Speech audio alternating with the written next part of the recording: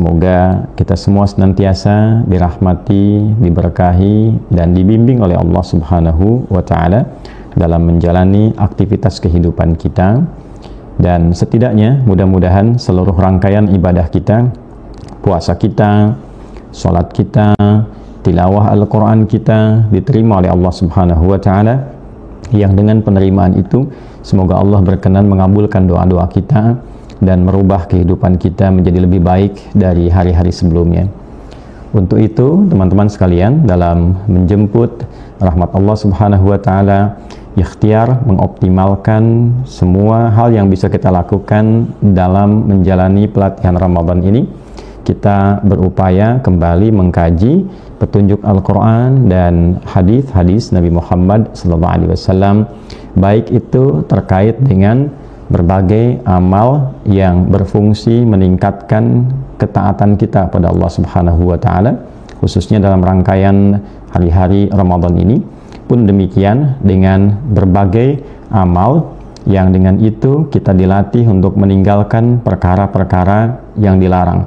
Bila yang pertama meningkatkan taat, maka yang kedua mencoba untuk menjauhi maksiat. Nah, dalam rangka menjauhi maksiat ini penting juga kita mengetahui sumber dari datangnya maksiat ini, seperti apa kemudian maksiat ini bisa hadir dalam kehidupan kita. Nah, salah satunya itu yang menjadi topik pembahasan, dan bagaimana keistimewaan Ramadan yang bisa mengurai itu semua. Teman-teman sekalian, seperti dijelaskan di banyak ayat di dalam Al-Quran, termasuk penjelasan dari Nabi SAW, di antara sumber maksiat yang seringkali muncul dari perilaku, dari diri setiap manusia adalah hasil provokasi setan yang diikuti. Dan iblis telah berjanji, diabadikan pula janji ini dalam Al-Quran sebagai pengingat bagi anak cucu Adam, bahwa ia setelah iri, dengki terhadap Adam alaihissalam dan berupaya menggagalkan misi Adam alaihissalam, bahkan pertama kali ketika kedengkian itu hadir, diwujudkan dalam bentuk menggoda, memprovokasi Adam dan pasangan beliau Hawa alaihissalam untuk bisa gagal dalam menjalankan pesan misi kebaikan yang telah Allah siapkan untuk keduanya saat keduanya berada di dalam surga sebagai tempat atau miniatur sementara sebelum turun ke bumi dalam bertugas sebagai khalifah di muka bumi. Maka di Al-Quran surah kedua Al-Baqarah misalnya di ayat ke-36 Allah menegaskan fa'azallahuma syaitanu anha fa'akhrajahuma mimma kana fi. Setan memplesetkan, setan memprovokasi, menggoda, berusaha menjatuhkan dan menggagalkan tugas mulia Adam alaihissalam itu dalam menjaga perintah Allah Subhanahu wa Ta'ala, mengerjakan perintahnya, menjauhi larangan Allah Subhanahu wa Ta'ala. Maka diplesetkan keduanya, Adam dan Hawa, tergoda, sehingga dengan itu hadirlah kemudian sifat dan sikap yang tidak diperkenankan sebelumnya. Dan tentu itu juga ada hikmahnya. Ya, sekali lagi tentu itu ada hikmahnya, diizinkan demikian nanti untuk memberikan kepada anak cucunya pengingat bahwa beginilah cara setan menggoda, begini provokasinya, begini langkahnya, begini khutwahnya, ya dijamakkan menjadi khutwat nantinya, yang dengan itu kita bisa mengenal dan menghindarinya.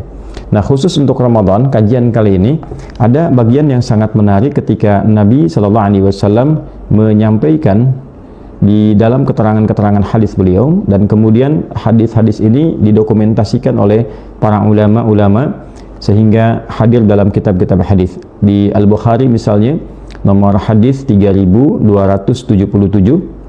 kemudian di hadis riwayat Imam Muslim nomor hadis 1079, dan demikian pula di dalam Sunan An-Nasa'i nomor hadis 2100 yang seluruh sanadnya tersambung pada sahabat mulia Abu Hurairah radhiyallahu taala anhu. Jadi kalau kita urutkan seperti pernah di awal kesempatan saya sampaikan dari Nabi sallallahu alaihi wasallam, kemudian Nabi sampaikan di kalangan sahabat, ya, ditangkap oleh di antaranya sahabat Abu Hurairah radhiyallahu taala anhu, disampaikan pada generasi setelahnya, sampai kemudian tiba di era Imam Al-Bukhari, didokumentasikan itu dalam bentuk tulisan yang dikodifikasikan, kemudian juga muridnya Imam Muslim mengkodifikasikan itu, dan dilanjutkan juga oleh Imam An-Nasai dalam kitab sunannya, sehingga kitab-kitab itu kemudian diteruskan oleh para ulama setelahnya, diajarkan pada generasi setelahnya, dicetak sampai sekarang hadir kitabnya bersama kita dan kita bisa akses itu untuk dipelajari. Ini keindahan dalam Islam yang menunjukkan validitas, kebenaran, orisinalitas, kemurnian ajaran ini yang tidak bisa direka-reka, bahkan juga ini yang menjadikan ajaran ini terjaga sampai kapanpun kita hingga kembali kepada Allah Subhanahu wa Ta'ala. Nah, apa bunyi hadis terkait dengan keistimewaan Ramadan? Pembahasan kita saat ini adalah tentang keistimewaan Ramadan yang terkait erat dengan provokasi setan, bagaimana Ramadan itu mengandung keistimewaan yang bisa menghentikan provokasi setan atau godaan-godaan setan. Nanti di edisi yang berikutnya kita akan mempelajari ya setan itu siapa, cara kerjanya bagaimana, sehingga dengan mengenali itu semua kita juga bisa melakukan langkah preventif. Nah, saat ini kita kenali dulu keistimewaan Ramadan yang terkait dengan pencegahan provokasi dari setan. Kita bacakan hadisnya. Qala Rasulullah sallallahu alaihi wasallam. Saya langsung ke hadis nabinya untuk mempersingkat waktu. Idza jaa Ramadhanu, dalam riwayat lain idza dakhala Ramadhanu futtihat abwabul jannati, di riwayat lain futtihat abwabus samai wa ghulliqat abwabu jahannam wa sulsilatis syayatin, dalam satu riwayat wa suffidatis syayatin. Baik, idza jaa Ramadhanu, apabila Ramadan tiba. Di riwayat yang melengkapi ini juga idza dakhala Ramadan, apabila telah masuk awal Ramadan. Nah, ini riwayat ini penting saya tampilkan dari beragam versi yang ada. Ya, beragam versi itu artinya begini, bukan berarti beda-beda, bukan. Ya, tapi nanti ada yang mendengar dari Nabi, kan, sekelompok demikian, sekelompok ini demikian, dan kalimat-kalimat ini saling menguatkan secara tafsir. Itu poinnya. Futtihat abwabul jannati, maka dibukakanlah kemudian pintu-pintu surga di bulan Ramadan. Wa ghallaqat abwabu jahannam, dan ditutup pintu-pintu neraka. Wa sulsilatis syayatin, ay wa suffidatis syayatin, dan para setan itu diikat, dibelenggu. Rawahul Bukhari wa Muslim, diriwayatkan oleh Imam Al-Bukhari, Imam Muslim, demikian juga Imam An-Nasai rahimahumullahu jami'an. Semoga Allah memberikan rahmat tertinggi, karunia yang besar untuk para ulama-ulama dan imam-imam hadis dimaksud. Nah, teman-teman sekalian, seperti diuraikan dalam bacaan hadis dan terjemahan tadi secara tekstual, bahwa ketika Ramadan itu tiba, setidaknya di antara sekian keistimewaannya ada 3 yang luar biasa. Yang pertama, dibentangkan, dibukakan pintu-pintu surga. Yang kedua, ditutupnya pintu-pintu neraka. Dan yang ketiga, diikatnya, dibelenggunya para setan. Pertama, bagaimana memahami hadis ini? Apakah hadis ini kita baca secara tekstual pemahamannya, atau ada pendekatan kontekstual, ya, dalam arti yang ditampilkan ini bahasanya bahasa kiasan, bahasa majaz kalau dalam bahasa Arab. Karena banyak sekali kita temukan, termasuk di dalam Al-Quran, dalam hadis-hadis Nabi SAW, saking tingginya bahasa Al-Quran ini, saking tingginya bahasa hadis-hadis Nabi SAW yang menjelaskan kandungan Al-Quran ini, maka digunakan pula uslub, gaya bahasa yang tinggi. Ya, karena di zaman itu, di era itu, orang-orang Arab terkenal memiliki gaya bahasa yang cukup tinggi, uslubnya tinggi, dan unggul dalam dunia sastra. Ya, sehingga Al-Quran pun ketika diturunkan berada dalam posisi yang tertinggi dari susunan katanya, dari gramatikalnya, dari keindahan bahasanya, sehingga para pakar bahasa pada masa itu tak ada yang mampu menandingi ketinggian Al-Quran, saking indahnya. Ya, dan kelak kemudian menjadi patokan gramatikal dalam bahasa Arab. Jadi gramatikal bahasa Arab di nahwu, di saraf, dan turunan-turunannya, bahkan di balaghah pembelajarannya, dari ma'ani, bayan, kemudian badi', itu mengambil patokan, menjadikan Al-Quran sebagai acuan, ya dalam merumuskan kaidah-kaidah bahasa Arab, saking fasih dan tingginya. Dan ini sudah sepakat kalangan ahli bahasa, apalagi dari kalangan para ulama dan cendekiawan. Ini bagian pertama dulu yang penting kita ketahui. Nah, terlepas dari itu semua, teman-teman sekalian, dalam penafsiran ini ada kalangan tekstual. Ya, kalangan tekstual ini melihat zahir teksnya. Bagaimana teks itu disampaikan, demikianlah diterjemahkan apa adanya. Ya, idza jaa ramadhanu, apabila Ramadan tiba. Idza dakhala Ramadan, apabila masuk awal Ramadan. Ya kan? Futtihat abwabul jannati, pintu-pintu surga dibuka. Ya demikian, dibuka saja pintu-pintu surga itu. Ya seperti apa keadaannya? Wallahu a'lam. Terbuka pintu-pintu surga, ya kan? Sebagai motivasi kepada kita bahwa rahmat Allah dibentangkan. Ya. Kemudian wa ghulqat abwabu jahannam, pintu-pintu jahanam ditutup, ya, dirapat, ditutup. Ya, secara tekstual demikian. Bagaimana keadaan ditutupnya? Wallahu alam. Ini bagian dari yang gaib. Ini pemaknaan yang pertama.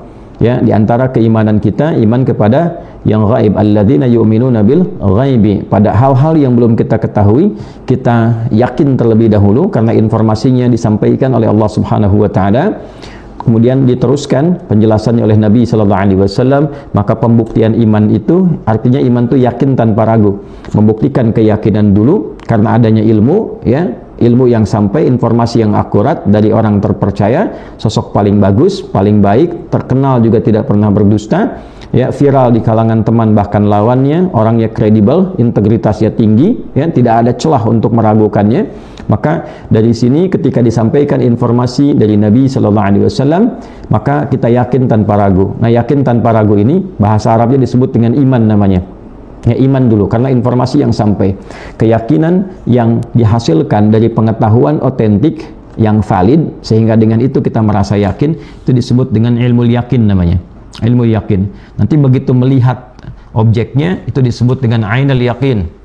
Ya, kalau merasakan itu sendiri itu disebut dengan haqqul yakin. Nah, ada Al-Qur'an bicara tentang surga. Informasinya sampai kepada kita. Ya, kita yakini kebenarannya walaupun kita belum memasuki, belum melihatnya. Itu disebut ilmu yakin. Nanti ketika dihisab, ditampakkan bahkan dalam sakaratul maut, itu kan? Fadkhuli fi ibadi wadkhuli jannati. Jiwa-jiwa yang tenang, itu kan? Ayo cepat kembali kepadaku, aku ridha dengan amalmu, kau pun ridha dengan pemberianku, masuk golongan hambaku, aku siapkan surga untukmu. Maka dalam sakaratul maut, orang-orang saleh yang baik ditampakkan surga untuknya, diperlihatkan. Ya. Nah, ketika diperlihatkan itu ainul yakin namanya. Ya, Quran surah ke-89 ayat 27 sampai ayat 30. Ketika dimasuki surga itu, nah itu disebut dengan haqqul yakin. Ya. Wa ada rabbuna haqqa, ya, kami telah mendapati apa yang Allah janjikan kepada kami itu haqqa, ya, benar-benar terjadi, benar-benar kami rasakan. Nah, dalam pemaknaan tekstual yang pertama itu difungsikan fungsi iman untuk memahami teks apa adanya. Jadi ketika Ramadan tiba, pintu surga dibuka, ya, pintu neraka ditutup. Bagaimana keadaan dibuka ataupun ditutup, wallahu alam keadaannya, tapi kita yakini hal itu terjadi. Wasuffidatis syayatin wasulsilatis syayatin, dua lafaz, dan para setan pun dibelenggu, diikat, ya, ketika Ramadan tiba. Jadi kalangan tekstualis memahami ya diikat, ya betul-betul diikat apa adanya, kemudian diikat ketika Ramadan tiba. Nah, maka pertanyaannya, mengapa ketika Ramadan itu tiba, Ramadan datang, hadisnya mengatakan dengan terjemahan yang tadi kita ulas, setannya dibelenggu, diikat, tapi masih ada yang maksiat. Sedangkan di awal pengantar tadi kita katakan bahwa sumber maksiat terjadi akibat provokasi setan. Artinya setannya aktif, ya, beraktivitas. Jadi kalau sekarang kemudian Ramadan tiba, setannya dibelenggu, ya, tidak memiliki kemampuan untuk menggoda, maka bagaimana penafsirannya? Seperti apa? Gitu ya? Kok bisa setan dibelenggu sementara maksiatnya masih terus berjalan? Nah, maka kalangan tekstualis di sini memberikan beberapa penafsiran. Ya, di antara contohnya ada yang memberikan pernyataan bahwa kalau nanti kita buka syarah hadis ini dari kalangan-kalangan setan tertentu. Ya, jadi ada beragam jenis setan. Kalau kita ngaji lagi lebih dalam nanti, di antara setan-setan yang paling aktif itu ada 9 jenis, itu kan? ada setan di rumah tangga, ada setan yang bahkan bertugas di masjid, ada setan yang berdinas di lingkungan pasar-pasar gitu kan, dan sebagainya, tempat-tempat yang tidak baik banyak, di tempat-tempat yang kita ibadah pun ada gitu kan. Nah, ada beberapa kalangan-kalangan setan ini yang betul-betul terikat. Di antaranya setan-setan yang berusaha mendengar informasi dari langit, ya, setan-setan yang tidak terbiasa dengan Al-Quran. Karena itu ada yang menafsirkan bahwa ini khusus untuk malam, kalau siang masih ada yang menafsirkan khusus untuk nuzulul Quran. Nah, ini kalangan tekstualis memahami demikian. Ada juga yang menafsirkan seperti ini, karena hadisnya tentang awal Ramadan, idza jaa Ramadan, idza dakhala Ramadan. Nih ada redaksi apabila Ramadan masuk. Maka kalangan tekstualis ada yang menafsirkan, wah ini awal Ramadan. Ya, jadi karena rahmat Allah sedemikian tinggi, pintu surga dibuka, pintu-pintu jahanam, pintu neraka ditutup, ya, ada di antara rahmatnya setan dibelenggu khusus awal Ramadan. Ada penafsiran demikian. Ya, sehingga awal Ramadan itu saking tingginya, bahkan luasnya rahmat Allah Subhanahu wa taala menjangkau semua kalangan, tiba-tiba jadi baik. Ya, untuk memberikan satu penguatan bahwa setannya terbelenggu. Ya, jadi agak unik ini. Ketika Ramadan tiba itu, pencuri bisa berhenti, gitu kan? Koruptor bisa berhenti, penipu bisa berhenti. Bahkan yang paling unik, yang mungkin biasa mencuri, biasa yang korupsi, biasa menipu, biasa maksiat, itu kan, itu bisa mengucapkan marhaban ya Ramadan gitu. Selamat datang Ramadan, selamat menunaikan ibadah puasa, ya kan? Biasa mencuri, biasa korupsi, tiba-tiba awal Ramadan ya bisa mengatakan marhaban ya Ramadan, selamat menunaikan ibadah puasa, semoga Allah menerima puasa kita semua, ya. Nah, ini menunjukkan bahwa kalangan tekstualis memberikan pernyataan ini, menunjukkan bahwa apa yang Nabi sampaikan itu benar. Ya, setannya terkunci itu, ya, terbelenggu di awal Ramadan. Ya, setelah itu wallahu a'lam mungkin terjadi lagi hal-hal yang tidak diinginkan. Nah, ini gambaran yang pertama, teman-teman sekalian. Kemudian ada gambaran pertengahan. Pertengahan itu tekstual, tapi sedikit memberikan paparan yang lebih mengarah kepada konteks juga. Ya. Yang kedua ini memberikan batas dengan kalimat iman. Saya ulangi dan saya tekankan, memberikan batas dengan kalimat iman lil mu'minin.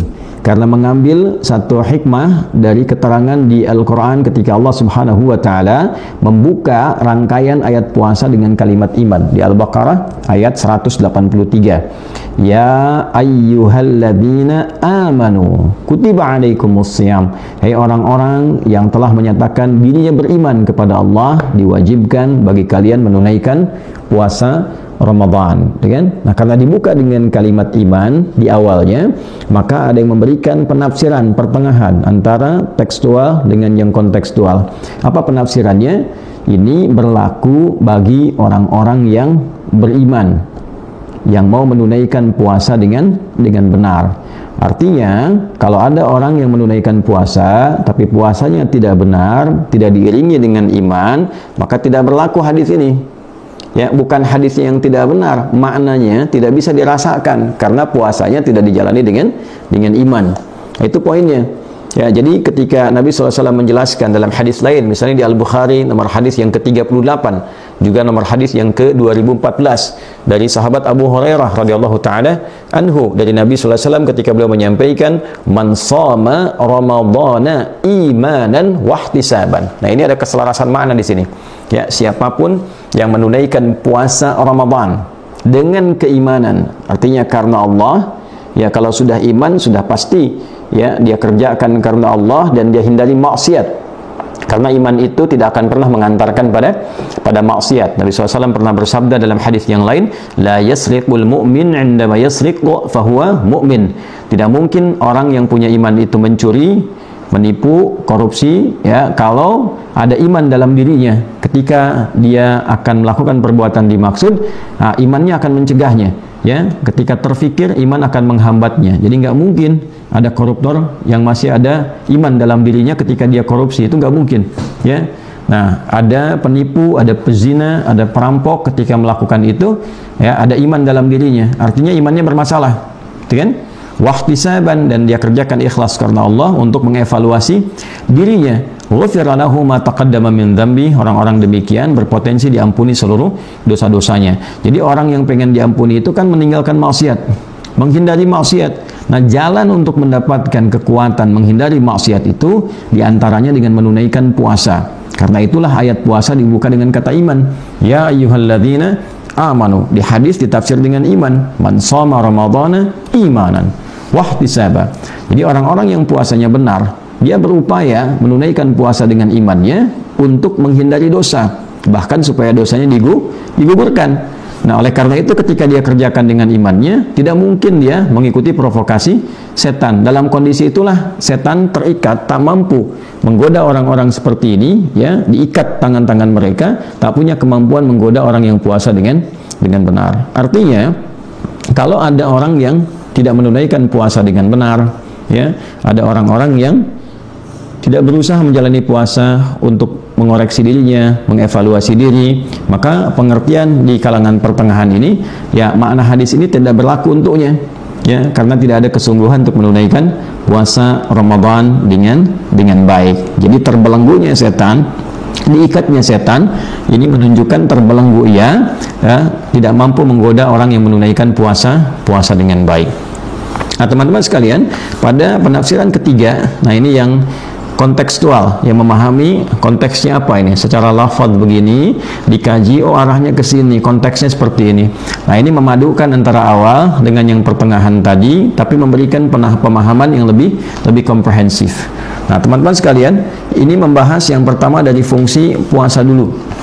Ya, jadi fungsi puasa itu kalau kita uraikan di Kitabus Shaum saja, Imam Al-Bukhari itu sampai menampilkan kurang lebih 121 hadis, 69 subtopik dalam tema Kitabus Shaum, ya, di halaman 280 kitab kami, di topik yang ke-30. Topik 30 Kitabus Shaum, kemudian ada subtopiknya 69 kurang lebih, kemudian ada hadisnya 121. Nah, kalau kita kumpulkan rangkaian hadis-hadis ini, sesungguhnya di dalamnya ada pembinaan, penguatan pada seluruh bagian kehidupan tubuh kita. Ya, ada pembinaan terhadap rohani, rohiyah kita, ada pembinaan terhadap aspek intelektual, karakter intelektual di akal kita, aklani, ada pembinaan terhadap karakter kinerja di fisik kita, jasmani. Jadi semua ini dibina, bagaimana menggunakan fungsinya dengan benar, rohnya benar, akalnya sehat, fisiknya juga kuat. Nah, dalam konteks ini juga dipandu supaya menghindari hal-hal yang melemahkan dari sifat maksiat. Artinya, yang ini ditingkatkan daya positifnya, taat, kemudian pada saat yang bersamaan dicegah supaya tidak terjebak pada sisi yang negatif, yaitu maksiatnya.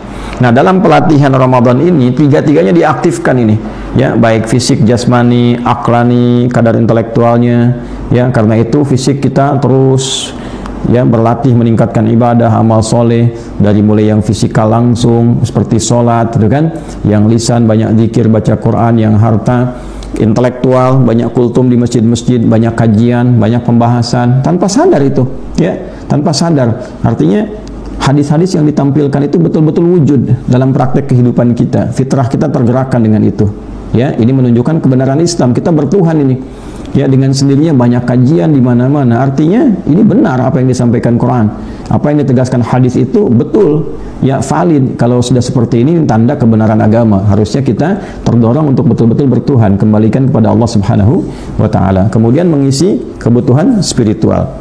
Secara singkatnya apa kaitan ini dengan konteks ayat dan hadis yang kita bacakan khususnya tadi?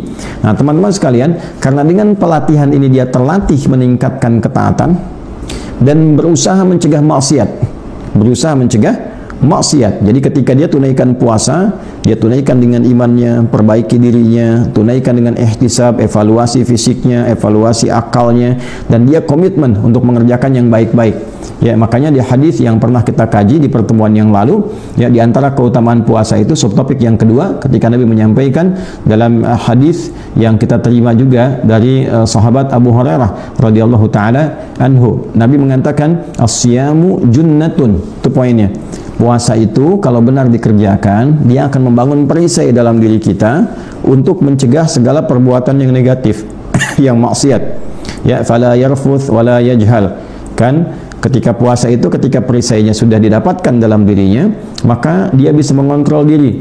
Dia tidak berkata yang kotor, dia tidak bertindak yang tidak pantas. Janganlah engkau berkata kotor, jangan bertindak yang tidak pantas. Itu kan latihannya. Ya, tahan kata yang tidak baik, jangan lakukan yang tak pantas, pikiran arahkan pada yang baik. Ketika sudah terbiasa, muncul perisai, yang buruk-buruk hilang dengan sendirinya. Ya, wa inni mar'un qatalahu aw syatamahu falyaqul inni shaimun. Kalau ada yang provokasi, nah ini poinnya. Kalau ada yang provokasi, setan provokasi dalam bentuk yang tak tampak, jin. Makanya ada tafsir maradatul jin, jin-jin yang menyimpang, ya kan? Jin-jin yang punya karakter buruk, auranya negatif, ya. Nah, ada juga yang tampak, annas, ya, manusia lain yang provokasi, minal jinnati wan nas. Ada dalam bentuk manusia yang provokasi, ada yang dalam bentuk tak tampak, menggoda dalam jiwa kita. Ya, falyaqul inni shaimun. Maka katakan pada dirimu, saya sedang puasa. Katakan saya sedang puasa. Artinya dia coba lawan itu. Jangan ikuti, jauhi. Ya kan? Kemudian pertahankan kebaikannya. Nah, sikap inilah teman-teman sekalian, dalam puasa, sikap yang konsisten, komitmen yang kuat untuk meninggalkan maksiat dan meninggikan yang taat, itu yang menyebabkan setan tak berkutik. Ya, jadi pemahaman kontekstual di sini pada bagian yang ketiga adalah ketika seorang yang puasa komitmen mengerjakan aturan puasa dengan benar, dia jauhi yang tak baik, maksiat, dia kerjakan yang baik, taat. Nah, sikap inilah yang menjadikan setan terbelenggu. Jadi seakan-akan setannya terikat dengan amalan orang puasa ini, dengan komitmennya. Nah, itu pemahaman yang kontekstual. Ya, dengan dia meningkatkan taat itu dan mengikat setan dengan amal solehnya, tidak mengikuti provokasinya untuk berbuat maksiat, provokasi setan tadi, ya, dia tidak ikuti, maksiat kemudian dia jauhi, taat dia tingkatkan, maka terbukalah peluang pintu-pintu surga untuknya. Nah, ini pemahaman kontekstual yang ketiga tadi yang saya sampaikan. Maka pintu surga kan ada 8 dia yang diurai kemudian oleh Nabi Shallallahu Alaihi Wasallam, dijelaskan kepada kita juga bagaimana 8 pintu ini tingkatannya kan semua amal soleh. Ya, karena itu kalimat surga pertama yang ditampilkan dalam Al-Quran sandingannya amal soleh. Al-Baqarah ayat 25, وَبَشِّرِ الَّذِينَ آمَنُوا وَعَمِلُوا الصَّالِحَاتِ أَنَّ لَهُمْ جَنَّاتٍ تَجْرِي مِنْ تَحْتِهَا الْأَنْهَارُ. Kan? Muhammad SAW berikan kabar gembira pada orang-orang yang beriman, iman lagi tuh, yang dia membuktikan imannya dengan amal soleh. Makanya seringkali di Al-Quran kalimat iman bersanding dengan amal soleh. Ya, kalimat iman pertama di Al-Baqarah ayat 3 sandingannya dengan salat, alladzina yu'minuna bil ghaib wa yuqimunas shalah. Di sini bab puasa, kalimat iman sandingan amal solehnya dengan puasa. Ya ayyuhalladzina amanu kutiba alaikumus syiyam, kan? Ada yang dengan akhlak. Ya ayyuhalladzina amanu aufu bil uqud, tepati janji. Ya, ada babnya mengontrol lisan. Ya ayyuhalladzina amanu la yasraq qaumin qaum, hai orang-orang beriman, jangan saling mencela. La yaghtab ba'dukum ba'dha, jangan bikin hoax. Itu semua amal soleh.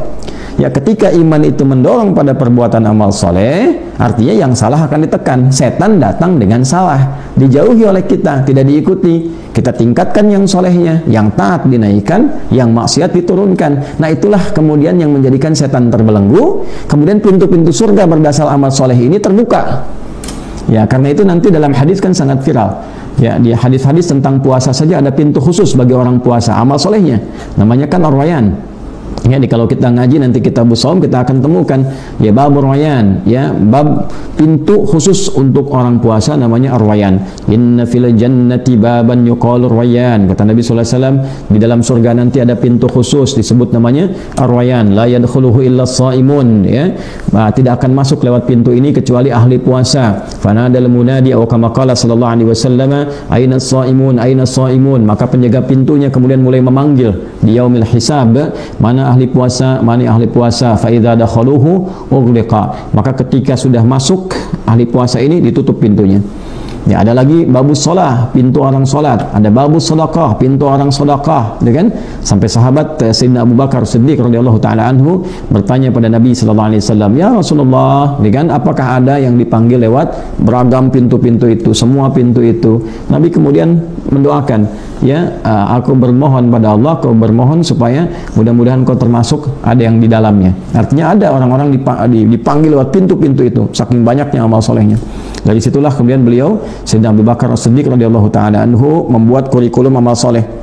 Dalam sehari salat, dalam sehari ada baca Al-Quran, dalam sehari sedekah, ya kan? Diurutkan berdasar pintu itu manajemen kehidupan tuh. Ya, bisa dalam sehari kita mau pintu surga yang mana ketika pulang. Ya, kita kan gunakan akal juga. Ya, jangan gunakan pendekatan-pendekatan yang tidak tepat. Kita kan yakin dengan iman akan pulang, meninggal, pindah tempat, gitu kan? Nah, sehingga tidak ada istilah-istilah yang aneh-aneh lah. Ya, misalnya, oh ini tafsir eskatologis nih ya, ini masa lalu, masa kekinian tuh beda penafsiran.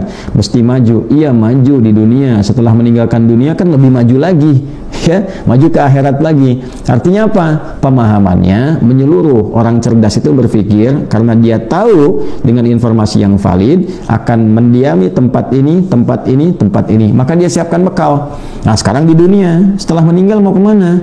Berita baiknya di Al-Quran kita dikabari. Kalau meninggal nanti transit di alam kubur.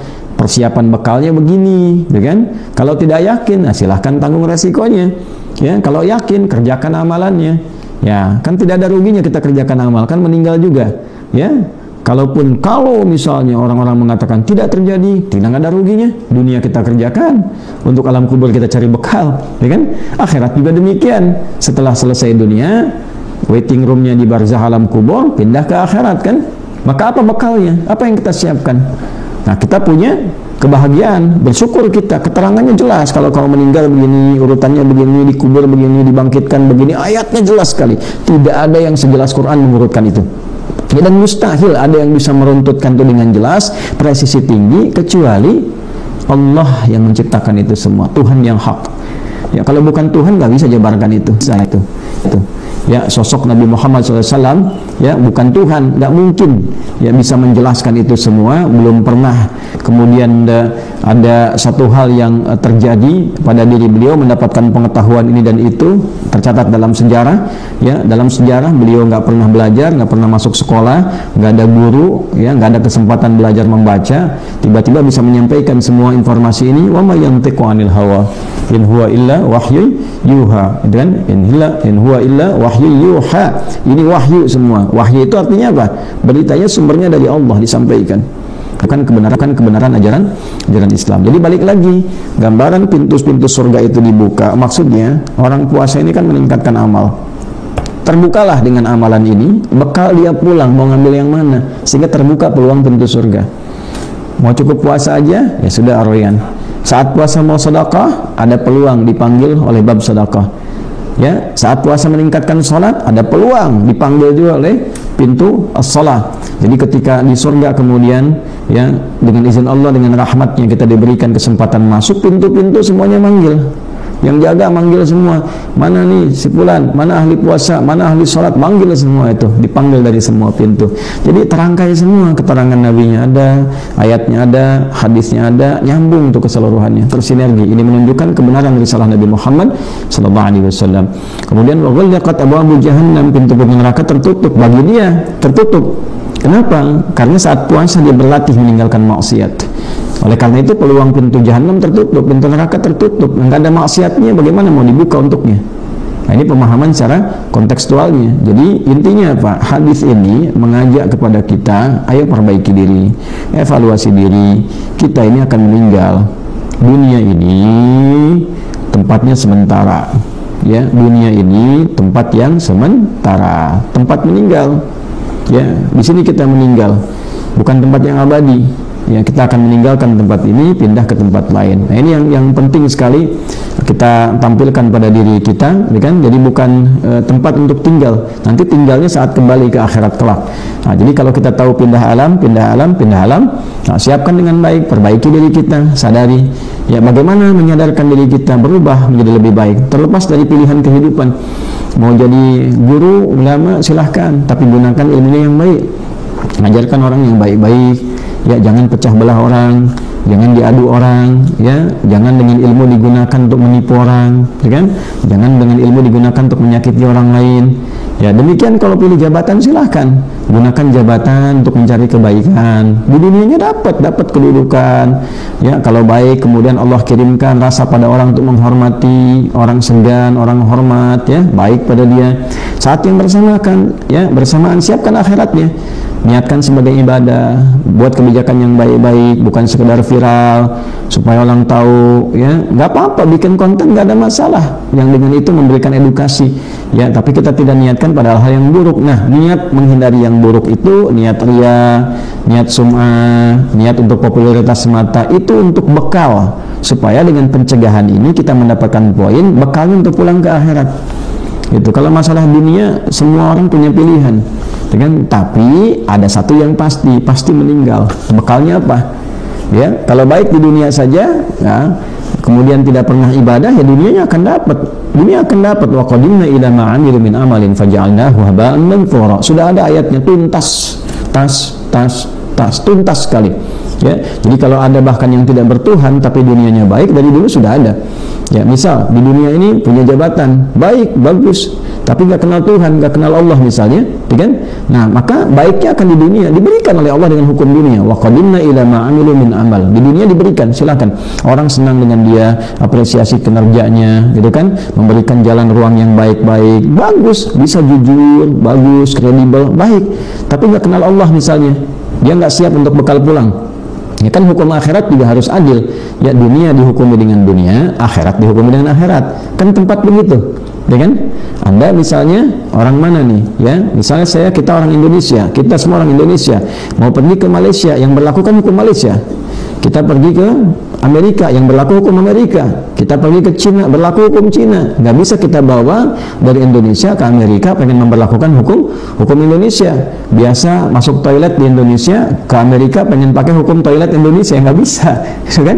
Nah, Anda bayangkan di interdunia saja pindah tempat punya hukumnya sendiri. Sekarang mau ke akhirat bawa hukum dunia nggak bisa. Ya, beda hukumnya. Alam kubur aja udah beda. Bekal yang dibawa nggak sama. Anda kendaraan pakai mobil apapun, dari yang sederhana sampai yang mewah, masuk alam kubur nggak dikubur sama mobilnya, nggak ikut. Ya, karena alamnya sudah beda, dimensinya sudah lain. Pertanyaan besarnya adalah apa yang sudah disiapkan kalau nanti meninggalkan dunia. Nah, ini kan poinnya keyakinan. Itulah sebabnya kenapa kita sholat, kenapa kita puasa, kenapa kita ibadah. Ini semua melatih kita berintegritas dengan baik saat hidup di dunia, sehingga nanti ketika punya jabatan, punya ilmu, punya harta, silahkan harta sekaya-kayanya, sebaik-baiknya. Nah, dengan ibadah itu diniatkan karena Allah, jadi bekal lah untuk pulang. Itu yang sering kita sebut dengan pahala. Ya kan? Nah, jadi kalau beragamanya benar, itu dunianya pasti baik. Namanya hasanah. Hasanah itu kan perbuatan baik. Jadi nggak mungkin ada orang beragama nggak baik. Ya, makanya kalau ada orang mengaku Muslim, dia punya ilmu, pintar, punya dititipkan kedudukan, jabatan, kan, dititipkan harta, tapi perbuatannya nggak baik, itu juga celak bagi agamanya. Makanya termasuk ancaman yang tinggi pada orang-orang yang titipkan kelebihan, ya, dan dia Muslim, tapi dengan kelebihan itu dia berbuat kerusakan. Itu ancamannya tinggi sekali. Ya, kenapa? Karena bisa menjadi fitnah untuk agamanya. Ya, sehingga orang nanti salah kesimpulan. Wah, udahlah, nggak usah yang Muslim, ya kan? Oh, yang Muslim nggak benar misalnya, kan? Nah, Islam ternyata nggak baik juga. Nah, salah kesimpulan. Ya, akhirnya jadi fitnah untuk agamanya. Padahal agama tidak mengajarkan demikian. Justru dalam pembuktian sejarah orang-orang yang nggak baik, jahiliyah bahkan tingkat keburukan tertinggi, masuk Islam tuh pada jadi baik. Semua baik. Nah, jadi sekarang buktikan. Yang ulama, yang dosen, yang pengajar, ketika Anda Muslim, buktikan Anda yang paling berintegritas, Anda yang paling tulus dalam mengajar. Tulus itu bukan kehilangan dunia, tapi tidak rakus dalam mencari dunia, ya kan? Yang pejabat, buktikan Muslim, jangan menipu, jangan korupsi. Nah, nanti yang kena fitnah agamanya. Banyak hadis-hadis nanti yang memberikan ancaman yang sangat luar biasa besar, ya, termasuk para ulama misalnya, ya kiai, ustadz itu. Kalau hanya mengajar demi kepentingan popularitas, mengajar demi kepentingan materi duniawi, gitu kan? Ya, na'udzubillah min dzalik, semoga Allah menjaga kita semua. Itu kalimat itu jelas. La yastamu raihatal jannah au an-naru di At-Tirmidzi itu jelas. Itu lebih layak masuk neraka aja, gitu kan? Ya, nggak akan cium bau surga. Itu kan ancaman tinggi itu, extraordinary crime gitu, ya, kejahatan yang tinggi, kriminal yang luar biasa buruk, gitu kan? Nah, ini yang paling bahaya, menampilkan bahwa ajaran agama tapi membawa fitnah di dalamnya. Nah, ini juga tidak baik. Demikian ketika dapat jabatan dan ada melekat Islam di dalamnya, berbuat yang tidak baik, ya korupsi misalnya. Nah, sehingga orang salah menyimpulkan, udahlah, yang Islam kok nggak bagus juga. Nah, ini kan salah, ini agamanya jadi celak. Ya, kaya juga begitu nih, digunakan pada yang tidak baik, salah juga. Nah, tapi kalau ada orang pun tidak beragama atau tidak kenal Allah, kan? Nah, kemudian baik dalam urusan dunia, misal gitu kan, misal baik dibalas oleh Allah, Allah tuh adil, dibalas di dunianya. Ya, tapi kita doakan supaya beriman, supaya kenal Allah. Kenapa? Sebab ketika pulang bukan hukum dunia yang dibawa, hukum akhirat. Nah, sekarang tinggal dicek aja, ayatnya banyak sekali. Allah perintahkan cari yang kau pertuhankan itu, silakan. Ya, yang Tuhannya alam semesta, silakan bertuhan pada alam semesta. Ketika meninggalkan alam itu kemana tuh? Yang tanggung jawab siapa? Ya kan? Ya, yang menciptakannya siapa? Kan hukum juga mengatakan demikian secara akal kan? Nggak mungkin tiba-tiba alam semesta wujud. Yang menciptakan siapa? Ya kan? Nah, kemudian juga sama dengan aspek-aspek yang lain. Yang bertuhan, yang lain nanti semua akan mencari sampai terbukti kebenarannya. Nah, sekarang bagi kita orang Islam, puasa mengembalikan kita pada karakter yang positif. Secara spiritual, karakternya muncul, karakter moral namanya, dibimbing, punya integritas yang bagus. Jadi nggak mungkin lah kalau orang puasanya benar itu, latihan setelah puasa nggak mungkin terjebak pada tindakan kriminal itu, ya, mencuri, korupsi, merugikan, ya, merampok, membunuh dan sebagainya, itu nggak mungkin. Ya, dan di saat yang sama karunia Allah begitu luas. Yang pernah berdosa dipanggil semua. Wa idza sa'alaka ibadi, saya pernah sampaikan di tafsir penjelasan ini pertemuan-pertemuan yang lalu, sampai dipanggil ibad. Kalau hambaku ingin kembali mendekat kepada Allah, kan, ingin taubat, ya, qul ya ibadiyalladzina asrafu ala anfusihim la taqnatu min rahmatillah. Sebanyak apapun dosamu, pernah salah, sekarang ingat, sadar, tobat sebelum meninggal. Tobat sebelum meninggal. Ya, silahkan kumpulkan ilmu seluas apapun, harta sebanyak apapun, jabatan silahkan cari sebanyak apapun, tapi akhirnya meninggal.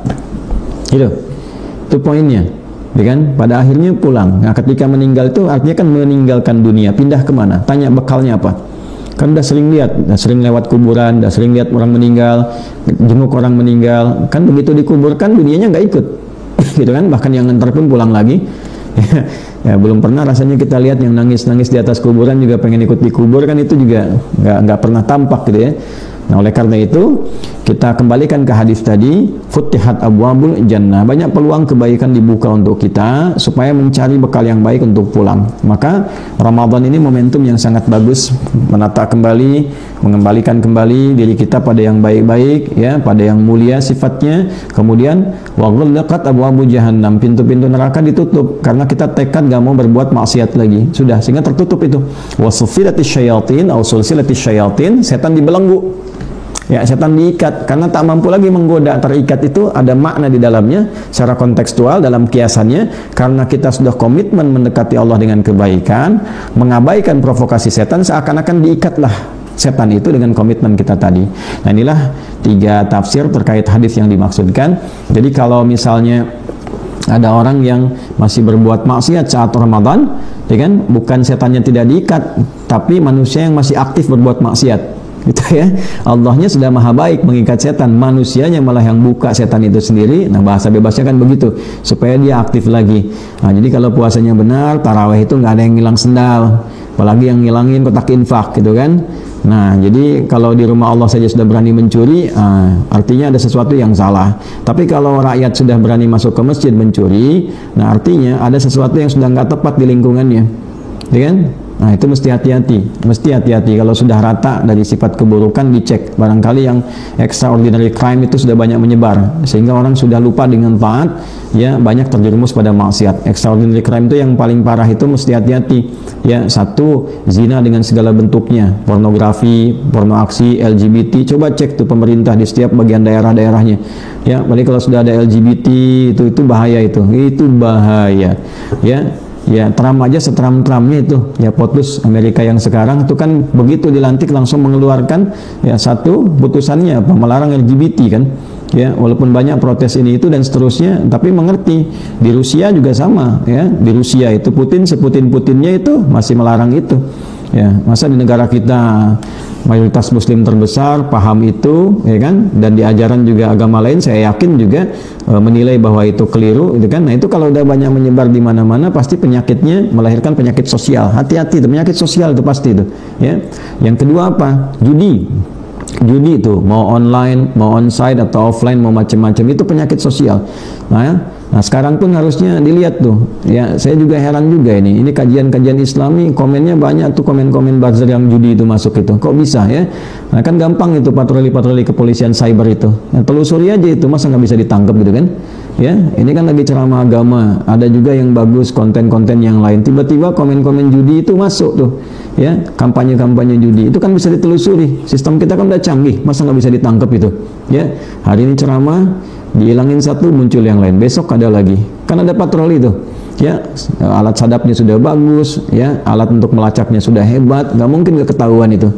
Nah kalau nggak ditertibkan penyakit sosial nanti, ujung-ujungnya rusak masyarakatnya, rusak, pasti rusak itu. Judi itu candu, nanti kalau sudah seperti itu pengen minjam, muncul pinjol, nyambung lagi ke situ, ya. Nah ini yang paling bahaya tuh, nanti terikat dengan utang, lama-lama apa? Penyakit sosial muncul. Orang nyuri beras, orang nyuri ini hanya untuk judi, bahaya. Ya, terjebak di situ, rumah tangga nanti rusak tuh. Ya, ada yang istri bakar suaminya, ada yang suami nembak, ada anak bunuh ibunya dan sebagainya. Itu terjadi apa? Ini hal di antara tiga ini. Ya. Yang pertama tadi saya sampaikan pornografi dan turunannya, pornografi, porno aksi, LGBT, zina namanya, fahsya namanya ya. Yang kedua judi, yang ketiga itu merasantika, minuman keras dan narkotika. Itu kalau sudah tiga-tiganya menyebar, khamar, bahasa Arabnya itu, bahasa Qurannya khamar, yang merusak akal, dia yang merusak akal. Dulu ditafsirkan minuman keras saja, ya sekarang dikembangkan, ya obat-obatan terlarang dan sebagainya. Cek kalau itu sudah menyebar di mana-mana, itu pasti merusak, rusak generasinya, rusak masyarakatnya, rusak pola hidupnya. Nah puasa memperbaiki itu semua.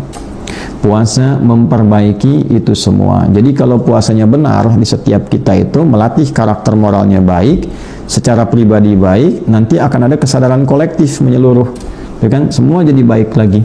Nah dengan itulah kemudian setannya kita ikat, pintu neraka kemudian ditutup dengan amalan, dan pintu surga terbuka dengan kebaikan. Itulah gambaran tafsir secara komprehensif terkait dengan hadis yang disampaikan.